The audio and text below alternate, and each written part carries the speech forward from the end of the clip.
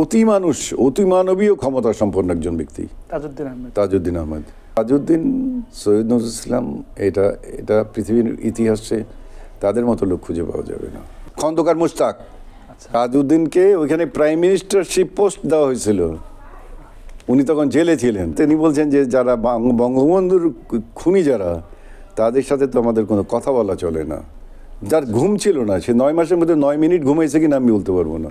9 মাস যাবৎ মুক্তিযুদ্ধের যে সময়টা, তার প্রেক্ষিতে একটা প্রশ্ন একজনের কথা আসে, তাজউদ্দিন আহমেদ, তার ভূমিকার কথা আসে, অনেকে জানতেও চায় তাজউদ্দিন আহমেদের ভূমিকাটা কেমন ছিল। অনেকে বলছেন যে পাকিস্তান তাজউদ্দিন আহমেদকে ভয় পেতেন।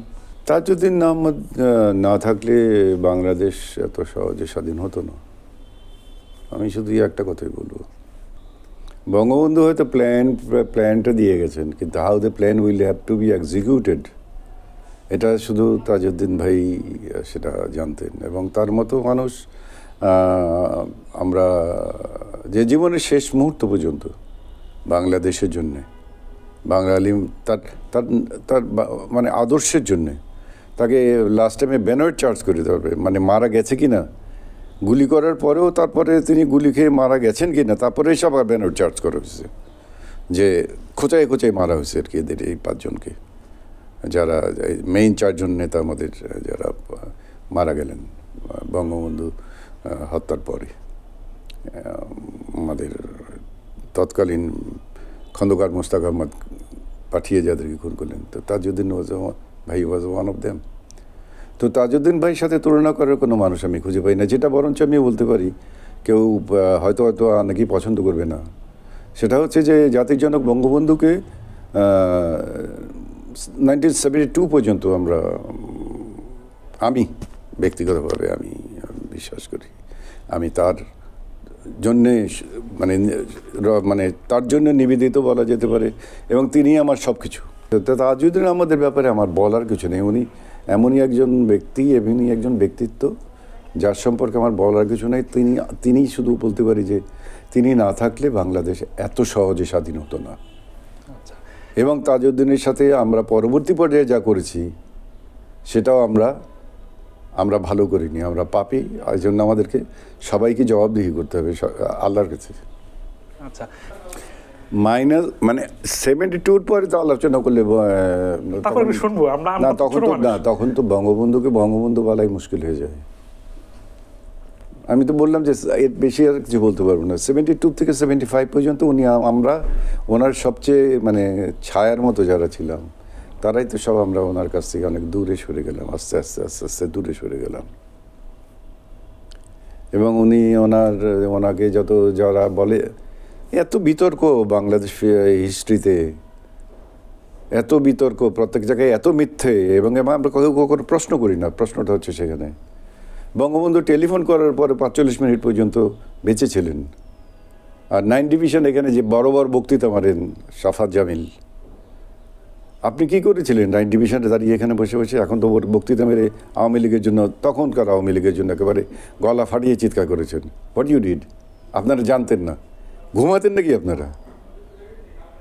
বাংলাদেশের চিফ ছিলেন তখন শফিউল্লাহ, ঘুমাইছেন আপনি সারা রাত্র? আপনার কি তাহলে তো আপনি আর আর্মির মধ্যে না থেকে আপনি বাহিনীতে জয়েন করতেন, এই আনসার বাহিনীতে জয়েন করতেন, বা ওই ক্যাটাগরি গ্রাম প্রতিরক্ষা বাহিনীতে জয়েন করতেন। আপনার তো সমস্ত লাইন খোলা থাকে, আপনার ডে নাইট আপনাকে পাহারায় থাকতে হবে, আপনারা জানলেন না। ওটাও বলি না, ঠিক আছে থাক, কি দরকার? সবাই যেটা বলছে, যেভাবে বলছে সেই হিসাবেই বলুক। মানুষ নিজেরা চিন্তা করবে, নিজেরা বের করবে।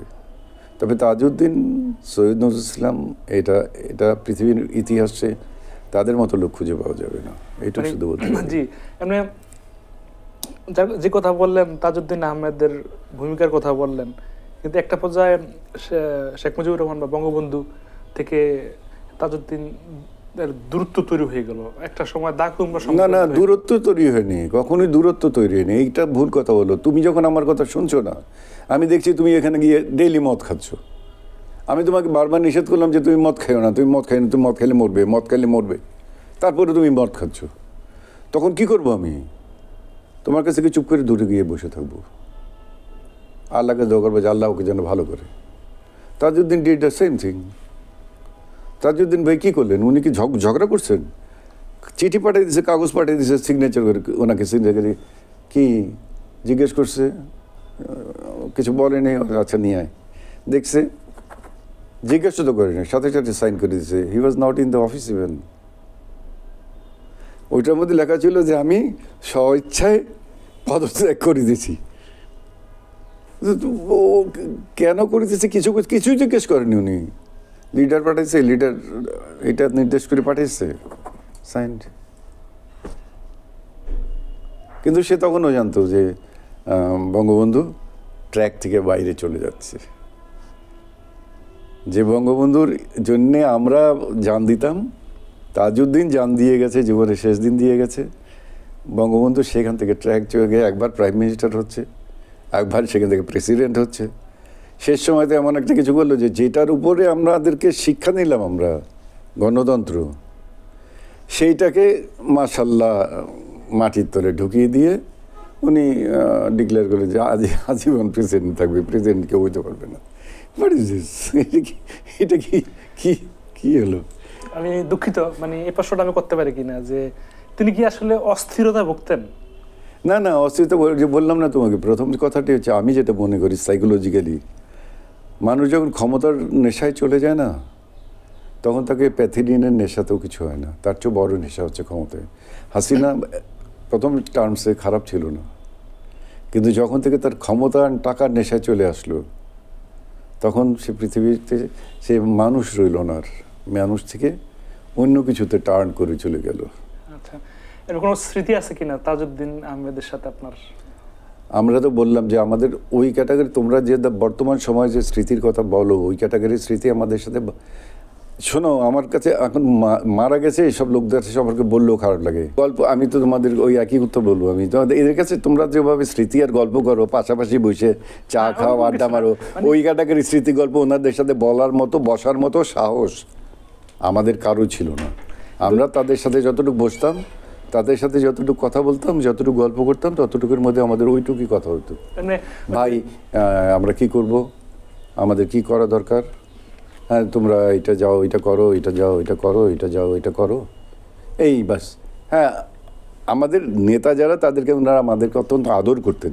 সে আদরটা আমাদের বুঝিয়ে দিত, যদি আমাদের পিঠে একটু হাত দিত, তাহলে আমরা মনে হতো যে আকাশ স্বর্গ পেয়ে গেছি আমরা আমার হাতে। আচ্ছা, পূর্ববঙ্গে ছিল না, উনি কলকাতাতে ছিলেন। মধ্যে মধ্যে বর্ডার ক্রস করে হয়তো যুদ্ধক্ষেত্রে দেখার জন্য আসছেন, কিন্তু হি ওয়াজ ইন ক্যালকাটা। আচ্ছা, দেশ পরিচালনা উনি কলকাতা থেকে করতেন? এটা ইতিহাস যদি হয় তাহলে তো আমরা বলবো যে বাংলাদেশ থেকেই পরিচালনা করতেন। কারণ আমার বাংলাদেশের এই মুজিবনগর যেটা করলাম আমরা, আম্রকানন, ওইটা করতে আমরা ডিক্লেয়ার করলাম যে এটাই হচ্ছে আমাদের অস্থায়ী সরকারের প্রধান জায়গা, আম্রকানন, তাই না? তো ওইখানে কি ছিল তারপরের দিন রাত্রে? না। তাহলে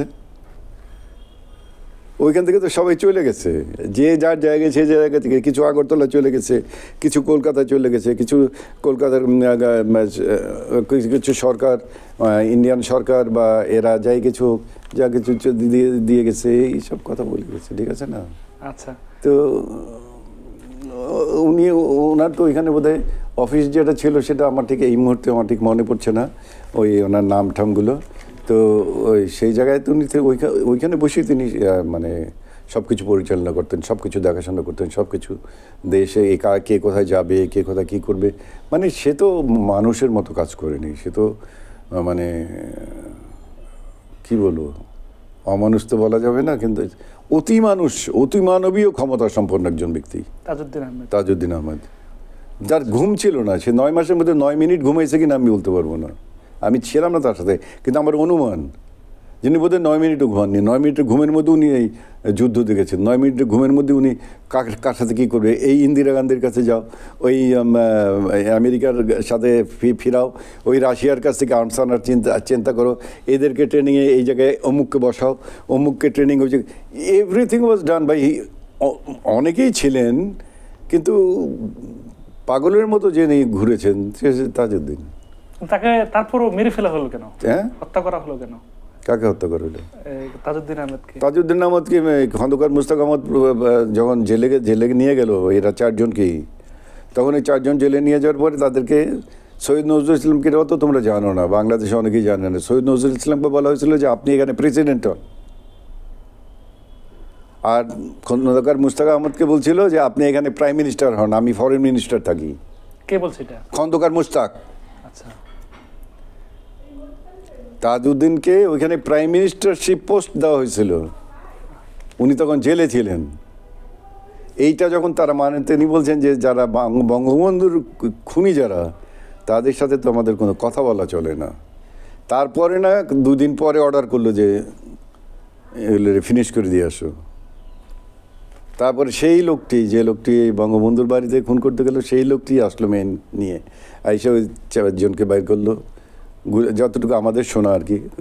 গুলি করলো, গুলি করে মারার পরে চলে যাওয়ার পরে কেউ একজন মনে করলো আবার বেঁচে রয়েছে না, আবার মধ্যখান থেকে ফাঁকে ফুঁকে বেঁচে যায় নাকি। তারা আবার ফিরে আসলো, এখানে ফিরে এসে তারপরে বেনট দিয়ে তাদেরকে চার্জ করে মারা হইলো। ভালোবাসতো মানে কি, বঙ্গবন্ধু তার জন্য মরে গেল, ভালোবাসতো মানে কি?